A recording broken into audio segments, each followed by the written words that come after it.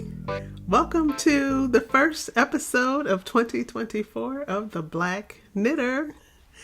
I know you guys are probably surprised because I just uploaded a episode for Kwanzaa about a week ago, I think. Maybe a little more. But I'm still on vacation, so I got some time. And I wanted to let you all know the results of the drawing for the Harlem Renaissance Kit that I announced on the last episode. So I'll get to that in a minute. But if you have been here before, thank you for watching. Thank you for subscribing, for liking, and for commenting. All of those things help get the word out about our beloved community. If this is your first time here, I'm glad that you found us, and I hope that you come back again and again, and I hope that you like what you see enough that you will subscribe and like and comment. My name is Liz, also known as the Black Knitter on Instagram, and I am a sociologist who studies the impact of race on lived experience. And so on this channel, I talk at times about what that means in the making community. I had an article appear in Interweave magazine, their online magazine, during Black Business Month in August, where I talked about really how race impacts the experience of Black people who own local yarn shops and how rare those are. So that's just one example of the things that I talk about. I'm also a certified lay minister in the United Methodist Church. That means two things for me. One is that I try to follow the writings and teachings of the Reverend Dr. Martin Luther King and what he said about beloved community. And that just means that beloved community is a space where love is at the center. So everything we do in love. We lead with love. Love is the most important thing. And love allows us to see the humanity in each other. It allows us to be in community with each other, to embrace each other, to want the best for each other. So that's what beloved community is all about for me. The other thing that being a certified lay minister means is that oftentimes I'll talk about things related to the Bible or being a follower of the way. That's how I describe myself. That's how early followers of Jesus were described, as followers of the way. What I love about that description is that it communicates that being a follower of Jesus is active. It means that people should be able to tell by the way that you lead your life that you love Jesus.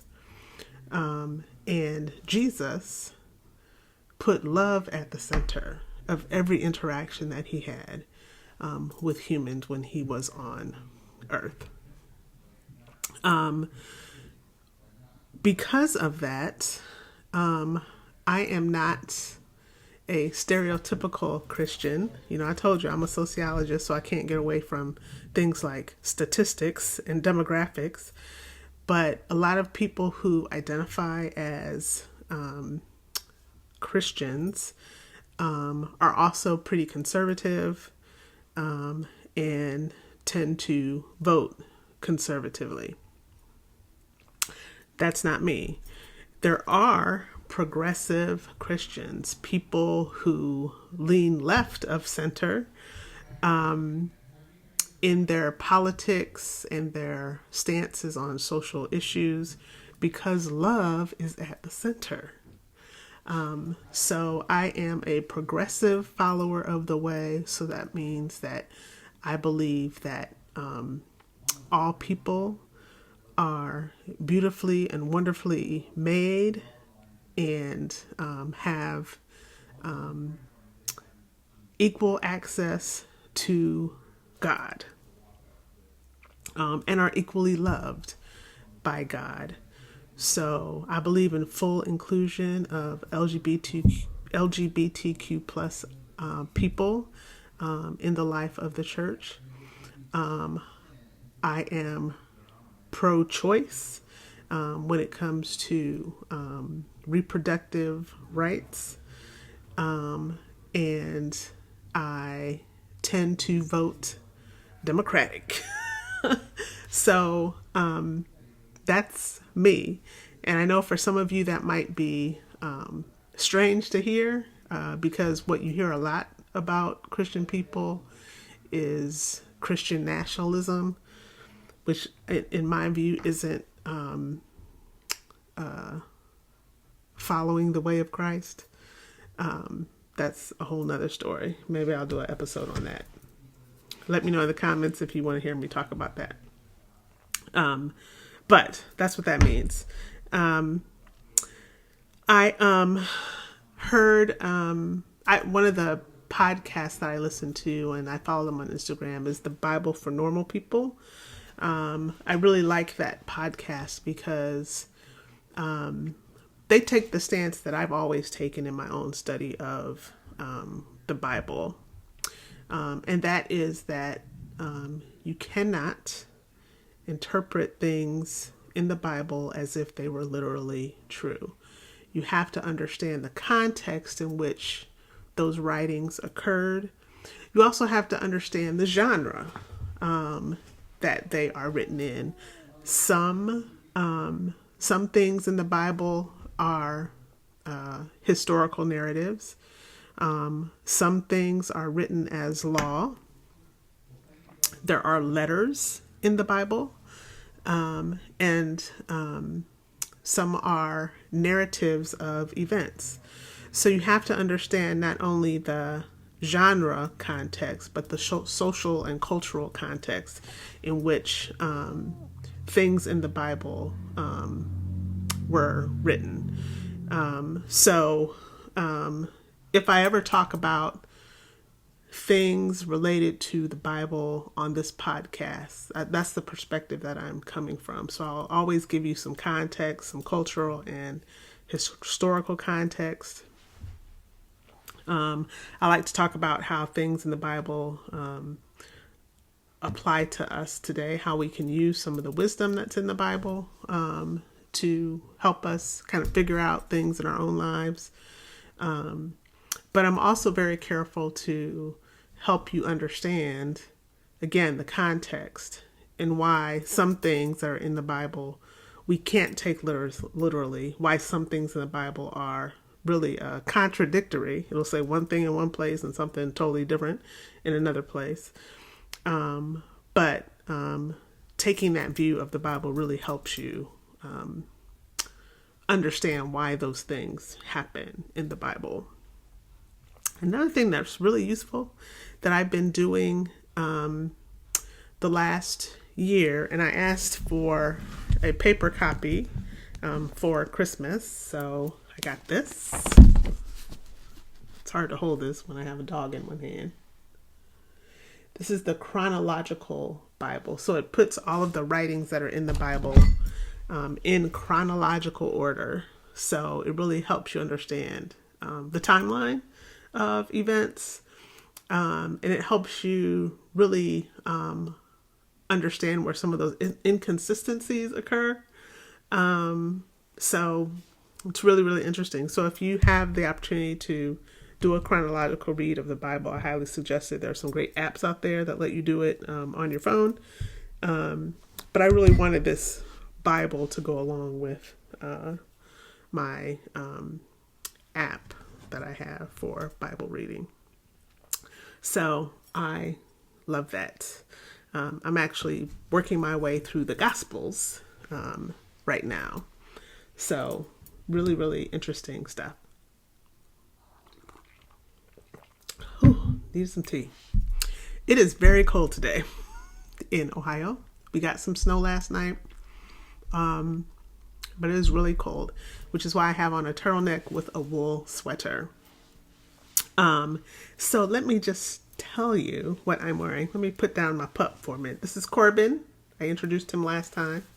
My new pup. He was feeling a little not well overnight. I got him a puppuccino yesterday at Starbucks, and I made the mistake of letting him eat the whole thing. I shouldn't have done that. It really upset his stomach, so we were up most of the night because I had to keep taking him out. He's better now, but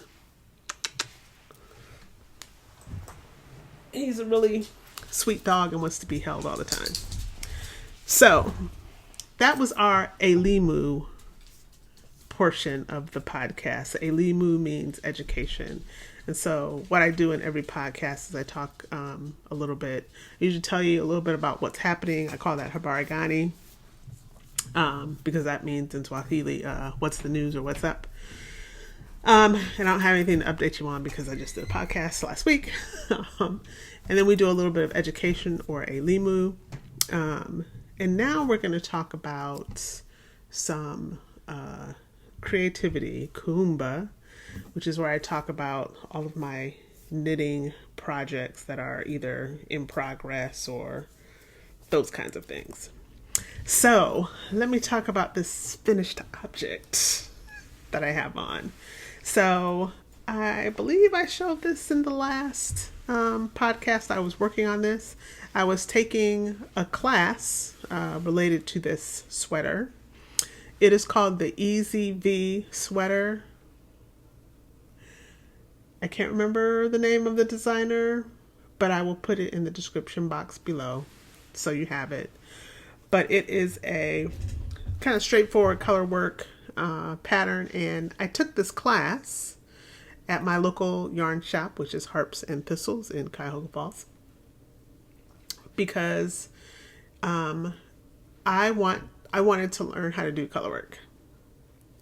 It's something that I have avoided in my 40 plus years of knitting. I've just really wanted to try it. I actually tried it on my own with not great success. So I thought this was a great opportunity for me to learn color work with some support. So it's, as you can see, it's a kind of a modified V-neck construction. And I will stand up so you can see more of it. Circular yoke and color work on the sleeves. This is, I did a modification here. The pattern is actually, well, I'll come back to that in a minute. I added some striping on the bottom. And I didn't do the ribbing because I just like the way that this looks a little better. So it just kind of hits me right at the hips. But I have these bell sleeves. I love it. I'm really happy with it. But let me tell you about these sleeves. So this is a modification from the pattern. So the pattern has more of a balloon sleeve, and so you do there's actually a chart for the color work on the sleeve that you do that doesn't have any increases, so it's not this wide, but it is wide enough that you end up with a balloon sleeve and a ribbed cuff that's like the ribbing here at the neckline. But I don't like balloon sleeves. I don't know why. They just feel like all bunchy in my coat in the wintertime. So I just don't really like them. So I decided to try a bell sleeve, which I really like. I like bell sleeves. So instead of working the chart for the sleeve in the pattern, I worked the chart for the yoke, which has increases in it. So that made it bell-shaped. And so what I did was I decreased here so that I was down to the cuff, the number of stitches required for the cuff. And then I worked the yoke chart so that I got this bell shape. And I really like it. The yarns I used was mostly Knit Picks. The blue, the gray, and the purple are all Knit Picks yarns. I talked about these last time, and I will link them below. The different colors. I think this is called Sapphire. This is just a heather gray, and this is a amethyst. And then this variegated yarn is one called Fully Spun that I got from a friend of the podcast. And it has all these different colors in it. And, it doesn't match up, but that's okay. Doesn't matter to me. I like it. So that is a finished object that I have finished since the last time I did a podcast.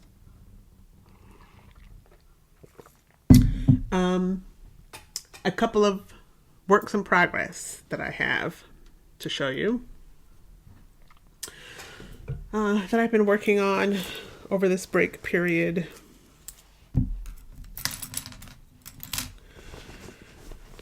This is a bag that I got in one of the Kwanzaa Advents from Chicken Coop Dye Works.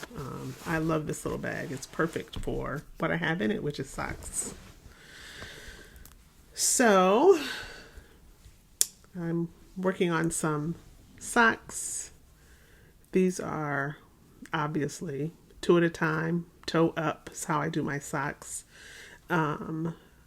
So I do a tab toe cast on, which is really cool. And I increase up to the number of stitches I need, depending on who these are for. These are going to be for me. So I have 56. I gotta make sure I have that right. Yeah, I think I have 56 stitches on the needle. I have small feet. I wear size 5.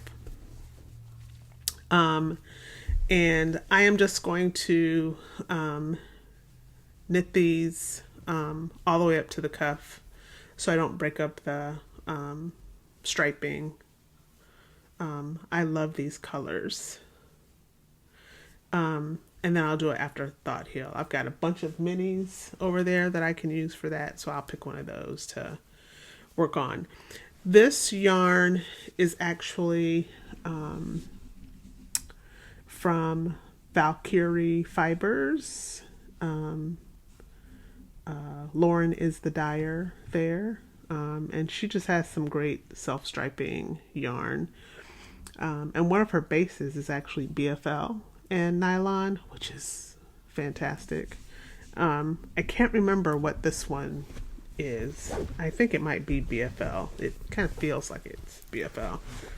I don't know what I did with the ball band, but so those are coming along. That's really great knitting to do when I'm listening to an audio book or watching TV. And I've been doing quite a bit of both of those things. The other thing that I have in progress here is another quick ombre hat. This is a free pattern that you can get on Ravelry, and I will link it below. But this pattern was recommended by the teacher of my Easy V sweater class to practice color work. So it's really a good way to do that because it's just 2 colors and you're changing the space between colors as you move up. So it gives you a chance to really figure out how are you going to hold the yarn to do color work, and helps you kind of get that tension, right? Although this does have some issues in that, I've got a little bit of bunching up here. It doesn't really show up much on camera. That's a spot right there where you can really see my floats were a little too tight, and when I blocked this, they got like a little tighter. So I mean, I've definitely got some work to do, but I'm pretty happy with that. But I wanted to keep practicing that, and I made one of these hats for a cousin of mine, and my sister saw it when I posted the pictures, and she was like, I want one. So I was like, well, okay, that's fine. This will give me an opportunity to do some more practice. So the black here is Universal Yarns Uptown Worsted. And this variegated is actually, I think I mentioned this in the last podcast. I got it from a friend of mine who purchased it from the New York State Fair. So there wasn't much information on the tag about it, but it's really, really pretty. Here it is wound up. It's getting blown out a little bit. There's a lot of light coming in my office window here, but I like it. I think my sister will like it. So I just have to finish my decreases there, and then I'll find a pom-pom to put on it. If I don't have one, I'll be teaching later today at my local yarn shop, so I'll pick up a pom-pom to go with it. I love these. I don't know if you have these available at your local yarn shop, but these are so cute. These needle stoppers, they come in all different shapes. So these are little wine glasses with some grapes, which is totally appropriate for me because I love wine. But I've got so many of them now, but I love them because they do not come off. This is the Sanderson sisters. So those are like for Halloween. I love those things. They are great. So I've been purchasing a lot of those. Another part of the podcast that we do is cooperative economics. And I'm going to read to you what cooperative economics is from the little book that came in my Kwanzaa Advent from Passion Knits Yarn. Ujamaa is the Swahili word for cooperative economics. And Ujamaa, cooperative economics, to build and manage our own stores, shops, and other businesses, and to profit from them together. So the Nguza Saba is all about what can Black people do to build Black community, to make sure that Black people are thriving, that Black people are living their best lives.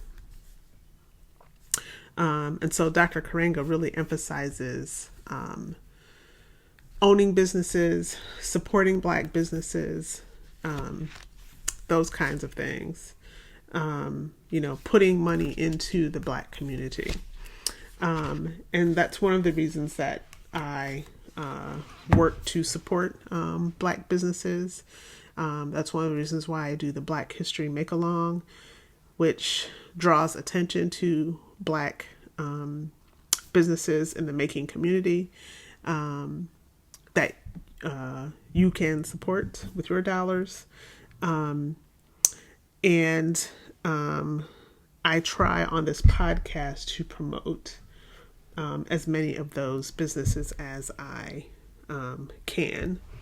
And I'll insert some footage, a couple of pictures.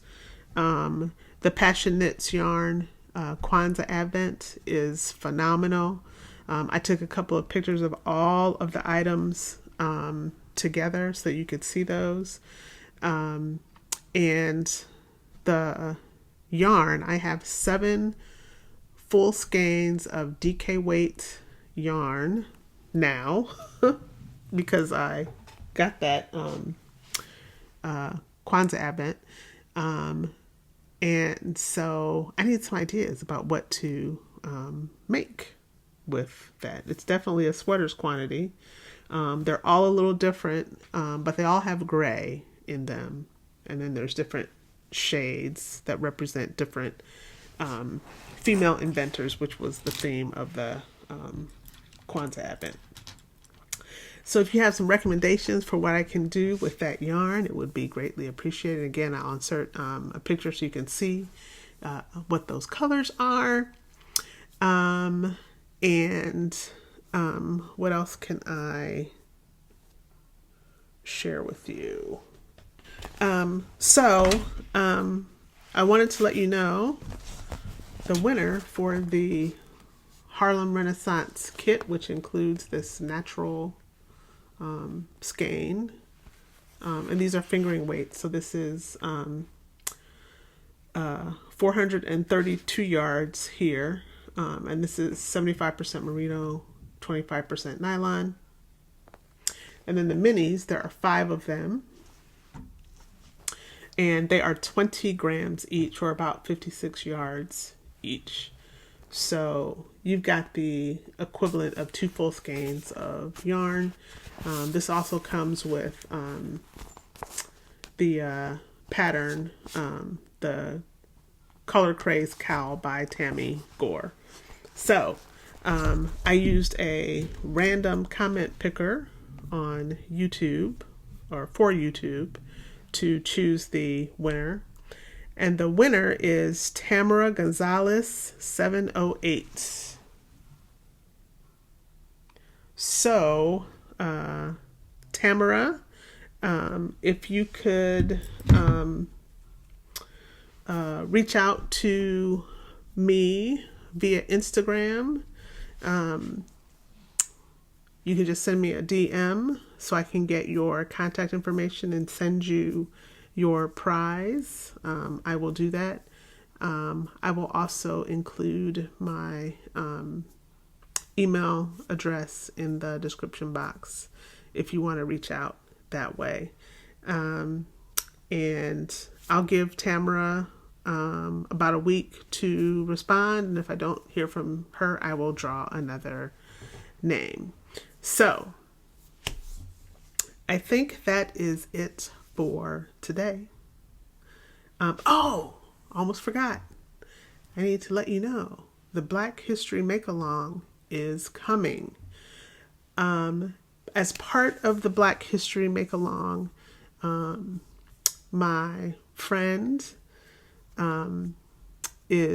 Valerie is going to help us host some Zooms during the month of February. They're going to be on Monday evenings. And we want people who wish to participate in those to register. That's a way to prevent people who might not, be down for beloved community from messing with our beloved community. So I'm going to put a link in the description box where you can register to receive the links to those meetings. So it'd be great if you could join us for those. We would love to see you. I'm hoping that some of the Black makers that I'll be talking about throughout the month will join us as well, so that you can have some time to interact with them as well. So be ready for the Black History Make-Along. The whole goal is to introduce people to Black makers. To participate, you just have to be making something that is either a pattern by a Black designer or yarn from a Black dyer, or you're using a project bag by a black maker, or stitch markers by a black maker, all of those things will get you an entry into prize drawings.